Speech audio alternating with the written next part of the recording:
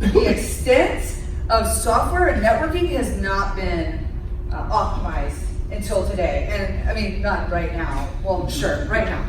Right? I didn't put my disclaimer on here. So real quickly, I'm going to talk about what's changed in the last 25 years of networking. Nothing. Long presentation, okay? So yeah, you'll see, I know it's a small, so I'll read it out for you. Tell that to SSH. 10 good gig. I mean, we have literally made no progress prior to this time, except creating better and stronger hardware. So your network replacement is like, God, I gotta take this config, and I gotta get my images, and I gotta manage things. So 95%, and I would say probably more, right, of network configurations are done manually by CLI, like I said, right? Who are my network admins at? Hey, okay. So y'all feel me, right? You know that it's been performed manually. Because of that, you had Joe, the network admin that came to work for you. You put in this type of VLAN, right? So then you have 70% of human error, because that's what happens when you're doing all these things manually on Red Bull at 3 in the morning, right? So then you spend line, so it's like, we're doing things manually, we're making mistakes, and we're paying for it, right? We can all agree? Something in networking is not working? All right, so in this way. Pick out the redundant path by mistake.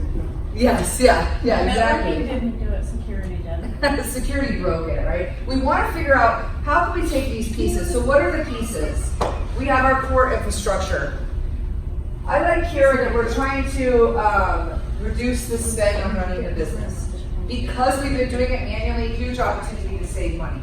But there's two things we're going to talk about in my presentation: technology and your mindset. Something that will be the less technical topic, but probably one of my favorites because it's not being done as much as we want. I like this because it's interesting to me to think back about how we used to design networks for data center A and data center B. Do we have a layer 3 link? Can our applications replicate over that? If this building burns down, will I be able to bring it up in this building and how? Now what do we design for? Data center A, Cloud B, Cloud C, right?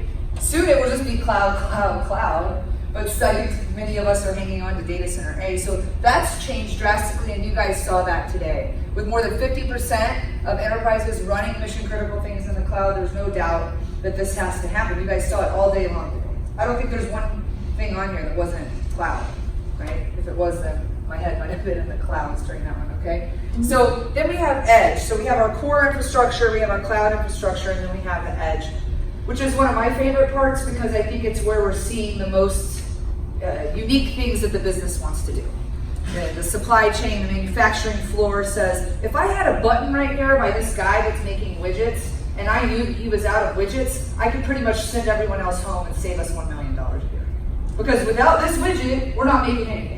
So here's the guy just standing on the plant floor waiting, right? But that button that he wants, that sensor that they want, the new things, the new cool things that applications can do for your business can't happen unless you kind of enable this edge area. Edge to your core, taking it all the way through your network, and edge to the cloud. And that's what Cisco has always done. That's what you guys have to look at. You can look at your data lake, and you can look at your cloud instance, and you can separate all of those, but underneath there's a strategy of your network. But you're not going to get all that if you're doing it in command line. So that's why we're abstracting the network and the software in this new way. Hopefully, when we pull together all these pieces, we can innovate faster, we can reduce our cost of complexity, and we can lower risk. That's perfect world, right? The question is, where do you invest first? How do you make this real? This is 3 pieces. In your core, you're still going to need to be secure, resilient, and scalable. We're going to need that. You're going to need more ports, you're going to need more bandwidth, you're going to need more wireless. And then we have now the software separate. So we really are taking that Peloton model of, okay, here's your bike, and then here's your subscription to all the cool stuff you can do on that bike from anywhere, right? So when you get a new bike, if your bike breaks, or if it disappears from your house, because I come over, take your Peloton bike, how do I maintain those policies, that history, right? How many of you guys have like a smart Fitbit or Apple person? I don't want to leave Apple because everything's on Apple, right? I'll lose my fitness badges, right? So, and then because we're able to separate the core and the software, this software piece is where the power is. That's a lot of what I'm going to talk about today. What does this mysterious software do that we haven't been able to do before?